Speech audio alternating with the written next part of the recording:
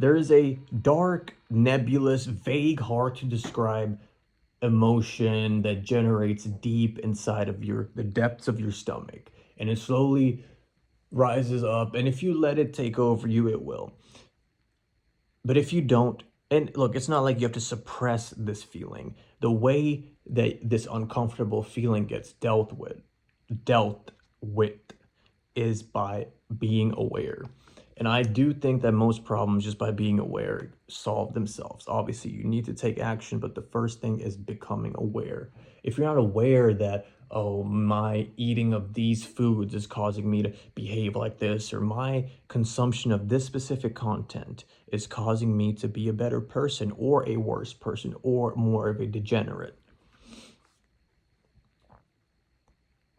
These feelings we have uncomfortable inside of us, the first step is awareness, and that's a whole other video I can make of how to solve that, and that's a working process for me too. I haven't solved every problem in my life, I'm learning by how, by becoming aware right now what you're feeling, truly what you're feeling behind the feelings. And I was feeling uncomfortable this holiday. I hate everyone's always the holiday season. I should no work. Holiday season, Shabbat.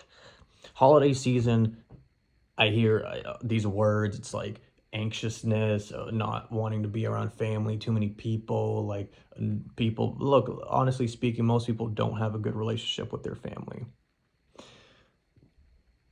And take a moment just to think about, I mean, there's could be, what's the word, where you're able to hang out with each other and this and that, but sometimes some issues in a family, or friendship, partnership, business partnership, relationship, any relationship, these arguments, these things that can cause 30 years of not speaking to each other, kids growing up wondering, oh, my grandparents or my uncle, or who are they, why didn't I meet them or meet that.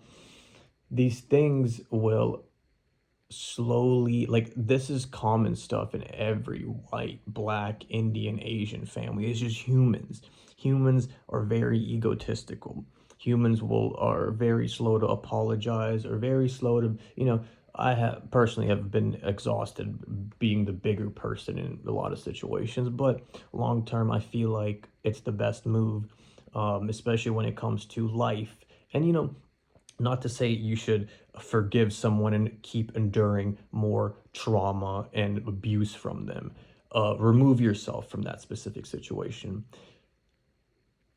But my situation right now, like, I'm gonna open up and be honest with you guys, and not that I haven't been honest, but some things I may have not really discussed on this channel. And growing up, my relationship with my parents was rocky. Rocky is also my cousin's dog's name. Not speaking of him, but very cute dog. It was rocky in the sense of, like, the face of it, like, everything was fine, and the front facing of everything was good. Everything got along, but there's underlying. Every family has this underlying secrets in the way of, like, there was this argument that happened with this other family member, so we're never talking to them again.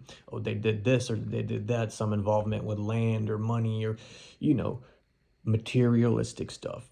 I get it. And the egos in general for humans it's hard to change, and it's not going to change until something bad usually happens, whether that's very bad, or the spectrum of badness and how much it affects the person to be, okay, this is rock bottom, I got to change what I'm doing, I got to mend, because I'm not going to live forever, they're not going to live forever. What things are looking right now, I've made some videos on predictive history and what the world is looking like now. It seems like the world could end at any moment. I don't think like that, and I don't encourage you to think like that. I encourage the more positive, like, you are the God energy or whatever you believe in that created everything and these souls.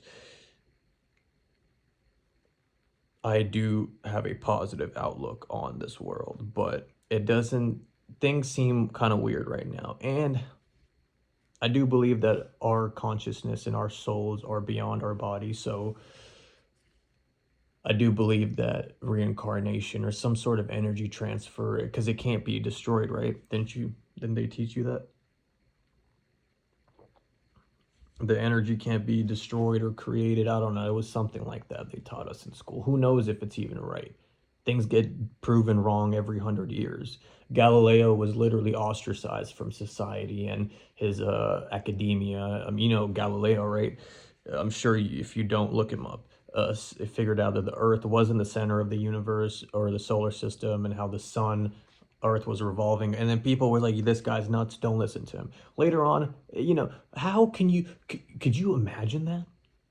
If you knew something was true, and if you knew what was going on in society was not right, and you get like told what you have to say is not right by everyone, most humans will tend to believe them. Most humans will tend to believe the mass society, what they have to say about you, or who you are, who you should be. But I believe we all have this divine spark inside of us. Like, when you turn the gas on and it's a good, like the pilot light goes like, kind of scary at first if you don't know, because it seems like the whole house is going to blow up because the propane tank and it's very dangerous. But the danger of the house blowing up because of a pilot light and the gas, look, a small spark could blow up a whole city. If a house is full of propane, energy's building up, right? And then you just light a small spark, the whole place is gonna, within seconds, Armageddon is gonna occur. Temperature, there's not gonna be a room temperature anymore. I think that's what they.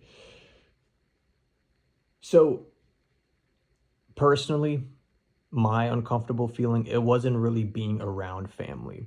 Yes, sometimes you have to act fake in front of, when you're not family, but more so like family friends, or you're like, oh, I don't want to have a deep conversation about life and like certain like viewpoints, or like why I think this way, or like I personally don't care to. I listen to someone, but sometimes, when you giving the whole pic, like I can't just in 3 sentences describe who I am. It's gonna take a whole piece, a whole like monologue just to get understanding. And even then, you can't understand someone just by having a. So for me, it feels weird. I feel like I need to hang out with someone, just one on one, two on two, and just when it's a lot of people. I've mentioned this, I think, in the other video. I don't think I ended up deleting it or something, because I think I just stopped and I was staring at the window for like 5 seconds, and whatever. I'm gonna keep these videos unedited, unscripted, stream of consciousness. My main issue wasn't my family, or dealing with these. Thankfully, I'll make more videos on this in the future, but I have learned to start to heal the trauma within myself, and be more able to be around my family and actually enjoy being around them. Just a couple years ago, I would never really. I mean, it's one thing like hanging out with cousins, and like that's like I never really. That wasn't. It was more so parents being like, oh, I don't want to go to the grocery store with them, or I don't feel like sitting down and talking to them. But you grow up and you learn shit, and you like, damn, people. Everyone has a story, right? And I listen to these podcasts and people talking about interesting stuff, and I've never really. I mean, I vaguely know about my parents or family history, but how interesting would it be if you can actually have a deep dive into your own history and where you come from, and who. And a lot of us run from who we are, like we always have, especially if you're not like white, or like if you're raised, and if you're in America especially. It's different if you're in other countries. Over here, so many people, you want to fit in, you want to be like whatever media shows the cool people to be. Now it's cool to be brown, I guess. It's cool to, back in the day, like even having facial hair, like I started growing facial hair like a sixth, seventh grade, little bit, mustache, and I was so leg hair. And now people like who, like I hear people complaining about like, oh damn, like I want to grow a beard, but this and that. And then at one point when I thought something was a very bad disadvantage of like my hair growth was so fast and my leg hair, my arm hair would grow. But now like if I get a bad haircut, my hair grows back in like a week or two. So it's just how you frame things. My main problem, and I keep swaying off the subject, my main problem this holiday season is balancing, and I'm sure you guys have faced this too if you're currently in a similar situation as me, or like most people, you're working towards something. Most people aren't at the final destination of whatever their goals are, and it shouldn't be. It should always be like a continuing thing, and obviously be appreciative and grateful of everything you've accomplished. But right now, I'm getting my real estate license, gonna pass the exam soon, studying for that, and it's been kind of a struggle figuring out the bright balance of it's the holiday season. And I hate when people say it's the holiday season, this and that. I see it's the holiday season and I like it. And I want to be around people and relax, Shabbat, or the Jewish people, whatever, Saturday, you want to chill out. But I have this weird, uncomfortable feeling of I need to be studying. Like these are my notes. I need to be like I'll take my laptop with me, half-ass do some work, and then I'm like I should be like fully. But then I'm like, what if I die next week, or what if like we never know when anything's gonna happen. Like these holidays don't happen every year, or these holidays don't happen every day. People visiting from different states, family, and you want to be around them, and you in the beginning, you don't care as much because you're like, why do I care to be around people and this and that? I should just focus on these materialistic goals that the society has programmed me to abandon my own personal happiness and just focus on whatever skill I can acquire that fits in their system to generate them money, or their system, or benefit them in whatever way possible. And that's just life, how it is. And I guess figuring out how to fit in that specific machine by learning what your passions are and being like, okay, this can fit here and I can generate material income through this and that, and then learning the system rather than being told going into a field that maybe culturally was pushed on you, but maybe individually your brain isn't. I mean, how similar is your brain to your parents? You think you're not the same personality as your parents. Maybe you have, or like your family members. Maybe there's like people have biases. Oh, he's like his uncle or he's like his brother. Obviously, the phenotypic, whatever physical thing is one thing, but the soul of someone is individualized in every person.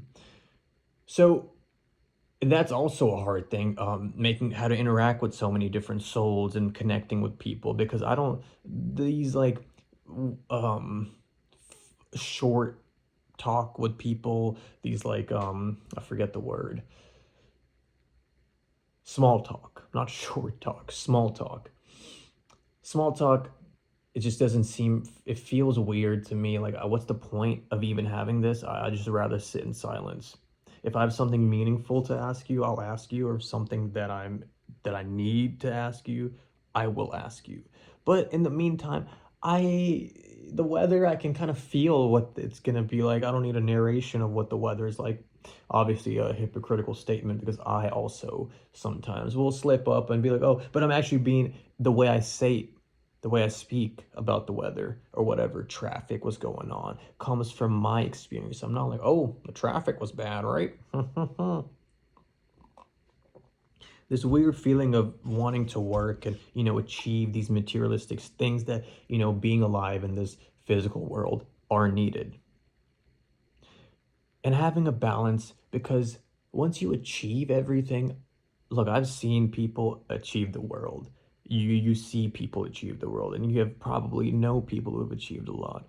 But then you realize that just by those achievements, just by sacrificing your whole life just for this one, becoming you're a neurosurgeon, or you are in the military general, and you can never see your family, and you're always working. And what's the point? Is there a point? I mean, you say that's done for the family, for the future generations, but if you can't even be there, But then there needs to be a balance, because you need to be there and still work the system in a way where it benefits not only you but everyone around you. But if you know your family's only benefiting from you working and just by your money, there will be other things that are lacking. And that's, I guess, the hard thing. It's good to learn this stuff at a younger age rather than when you're 50 years old, 60 years old, and you're like, your kids hate you, never come to see you, and you're wondering why. Maybe simple answer: ego.